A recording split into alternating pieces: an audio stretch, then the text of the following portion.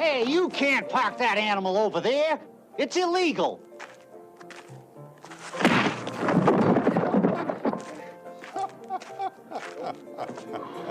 Qualifications?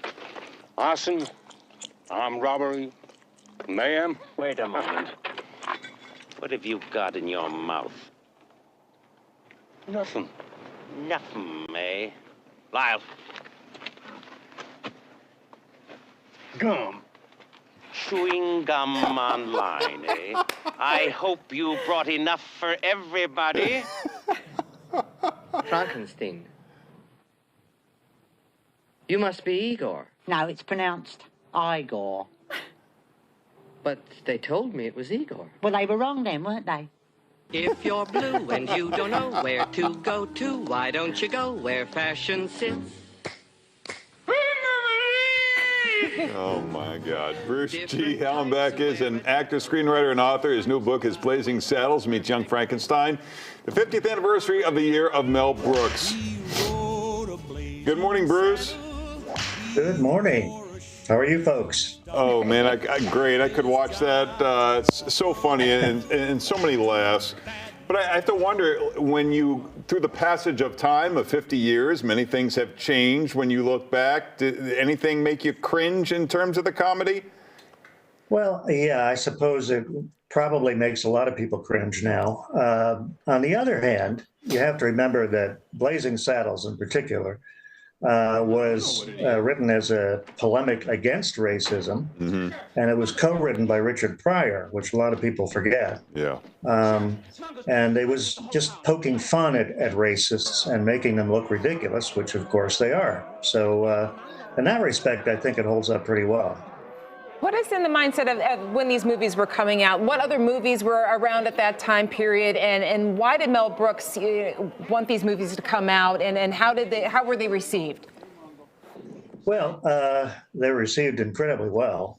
That's why I call it the year of Mel Brooks, 1974. Yeah. The book came out late last year, so that was exactly 50 years. Back then, of course, the most recent movies were films like The Exorcist, Chinatown, movies like that, which were pretty serious stuff, but also they were exploring themes that had never been explored on film before.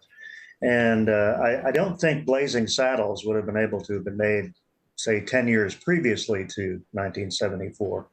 But the censorship at that point was pretty much anything goes in the 70s. Yeah. I mean, you're talking about a decade in which hardcore porn movies were shown in public theaters. So it's a pretty strange time. So when those movies came out, did other filmmakers in the comedy genre look at that and say, oh, my goodness, we have to stop doing this, we have to start doing that? What was the long-term influence there? Well, I think, the huge success of both movies, one at the beginning of the year and one at the end of the year, certainly indicated to Hollywood that maybe the time was ripe to do more parodies. Immediately, the immediate response was when Gene Wilder went off on his own to make movies like The Adventures of Sherlock Holmes' Smarter Brother, and a series of films that he made, as well as a few films that Marty Feldman made on his own. But the main thing that happened was that Mel Brooks became a huge mega star director.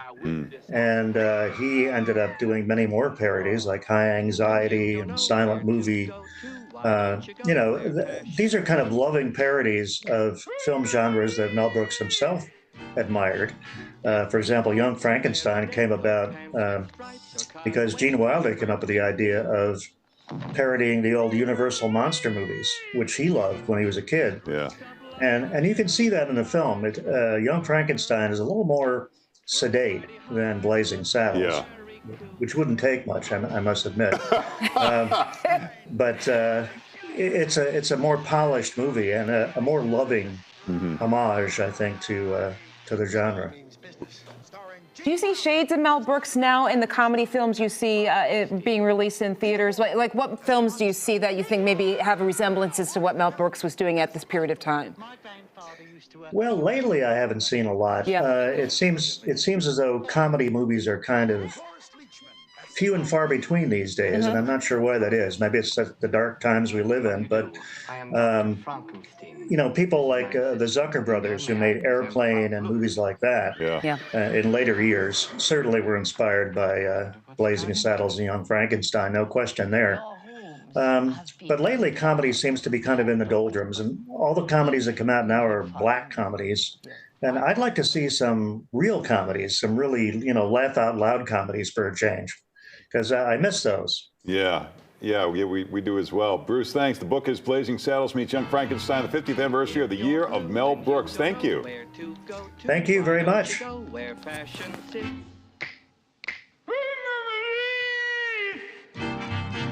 Different types who wear